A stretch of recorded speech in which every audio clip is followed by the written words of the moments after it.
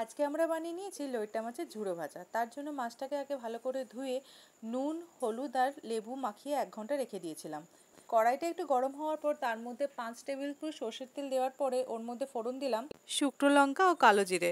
কালো জিরে আর শুকনো লঙ্কা একটু ভাজা ভাজা হওয়ার পর ঝিরিঝিরি করে কেটে রাখা পেঁয়াজটা আমরা এর মধ্যে দিয়ে দেবো। মোটামুটি 2টো বড় বড় পেঁয়াজ আমরা এর মধ্যে দিয়েছি।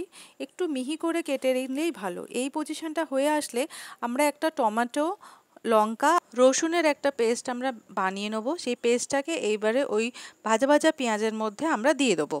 পেস্টটা একটু ভাজা ভাজা হওয়ার পরে ওর মধ্যে আমরা দিয়ে দেবো হলুদ গুঁড়ো 1 চা চামচ, লঙ্কা গুঁড়ো, নুন আর কাশ্মীরি লাল লঙ্কা রঙের জন্য।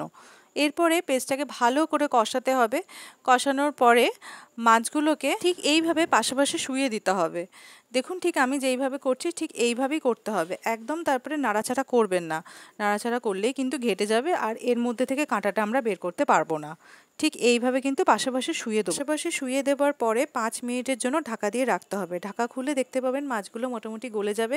গলে যাওয়ার পর ঠিক আমি যেইভাবে কাঁটা চামচ দিয়ে এর শিরদাঁড়াটা বের করছি আপনাকেও ঠিক ধীরে ধীরে সব মাছের শিরদাঁড়াগুলো আস্তে আস্তে বের করে নিতে হবে। এরপর এর মধ্যে দিয়ে দেবো আমি একটু কাঁচা লঙ্কা।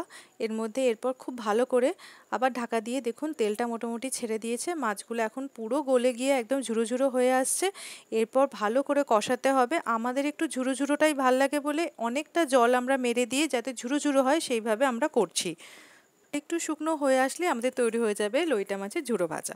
খুব সুন্দর খেতে হয়। আপনারাও সবাই একবার ট্রাই করে দেখতে পারেন।